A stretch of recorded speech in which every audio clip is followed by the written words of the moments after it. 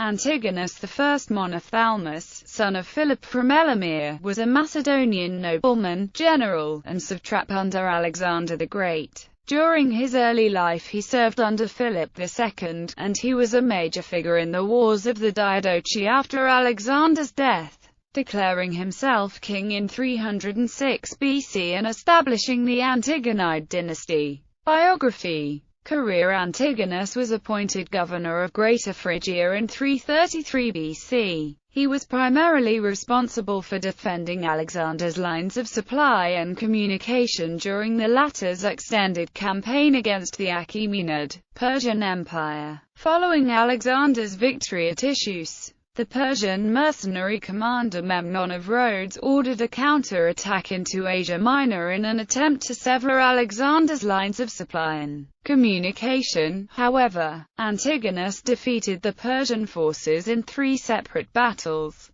As part of the division of the provinces after Alexander's death in 323 BC, Antigonus also received Pamphylia and Lycia from Perdiccas, regent of the empire, at the partition of Babylon. He incurred the enmity of Perdiccas, the regent, by refusing to assist Eumenes to obtain possession of the provinces allotted to him, Paphlagonia and Cappadocia. Leonatus had left with his army for Greece, leaving Antigonus alone to deal with Cappadocia, a task he apparently couldn't complete without additional aid. Perdiccas seems to have viewed this as a direct affront to his authority and went up with the royal army himself to conquer the area. From there Perdiccas turned west towards Phrygia in order to humble Antigonus, who escaped with his son Demetrius to Greece, where he obtained the favor of Antipater, regent of Macedonia, and Craterus. With the death of Perdiccas in 321 BC, a new attempt at division of the empire took place at Triparadisus, and Antigonus found himself entrusted with the command of the war against Eumenes,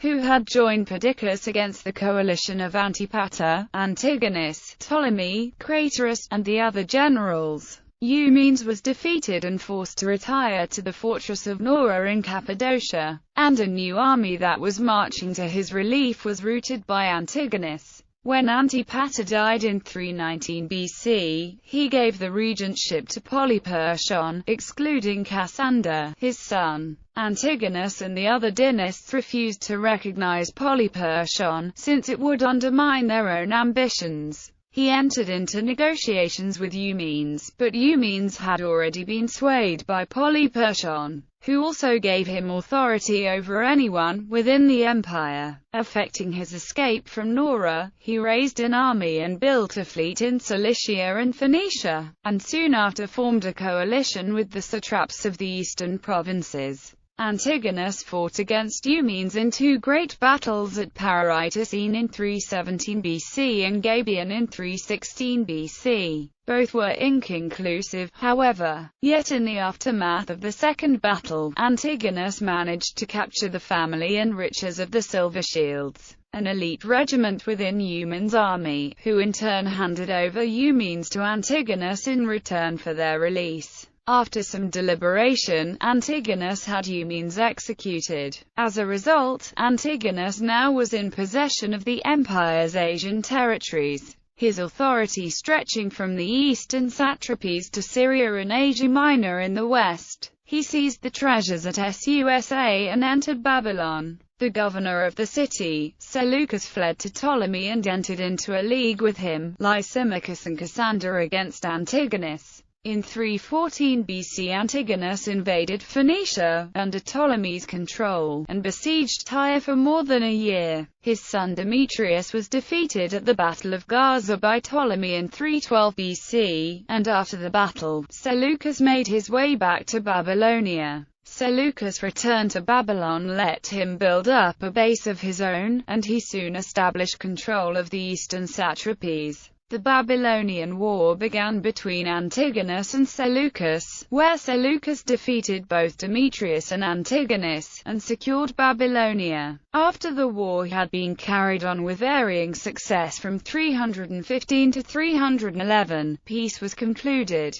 by which the government of Asia Minor and Syria was provisionally secured to Antigonus. This agreement was soon violated on the pretext that garrisons had been placed in some of the free Greek cities by Antigonus, and Ptolemy and Cassander renewed hostilities against him. Demetrius Poliorcetes, the son of Antigonus, wrested part of Greece from Cassander. At first Ptolemy made a successful descent upon Asia Minor and on several of the islands of the archipelago, but he was at length totally defeated by Demetrius at the naval battle of Salamis. Demetrius conquered Cyprus in 306 BC. The other dynasts, Cassander, Ptolemy, Lysimachus and Seleucus, soon followed. He now prepared a large army and a formidable fleet, the command of which he gave to Demetrius, and hastened to attack Ptolemy in his own dominions. His invasion of Egypt, however, proved a failure. He was unable to penetrate Ptolemy's defenses and was obliged to retire, yet inflicting high losses on Ptolemy.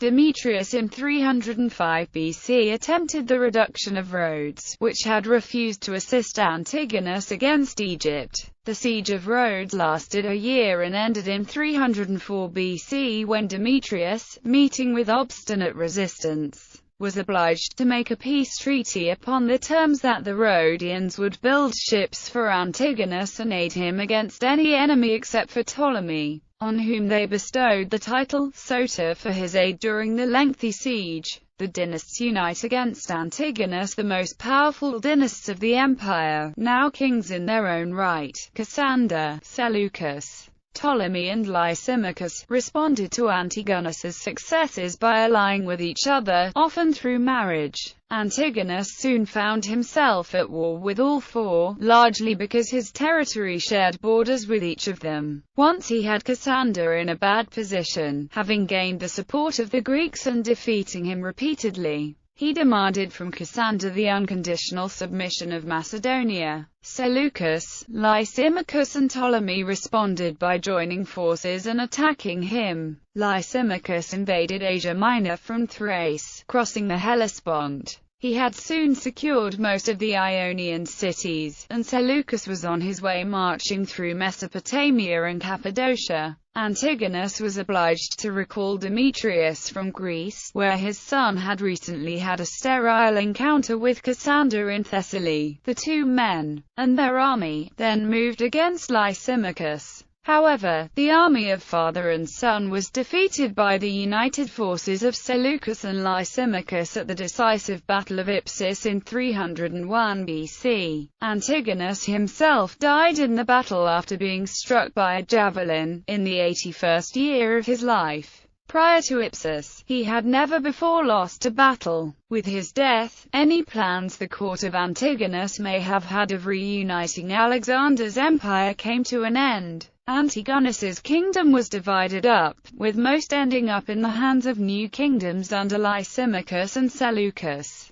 The victors largely followed Antigonus's precedent and had themselves named as kings, but they did not claim power over the erstwhile empire of Alexander nor each other. Instead, these kings established a troubled modus vivendi with each other, and accepted their kingdoms as separate realms. Meanwhile, Antigonus's surviving son Demetrius took control of Macedon in 294 BC. Antigonus's descendants held this possession, off and on, until it was conquered by the Roman Republic at the Battle of Pydna in 168 BC. Monophthalmus in historical fiction. Mary Renault, in Funeral Games, translates the sobriquet into English. One-Eye. In the 2004 Oliver Stone film Alexander, Antigonus is played by Ian Beattie.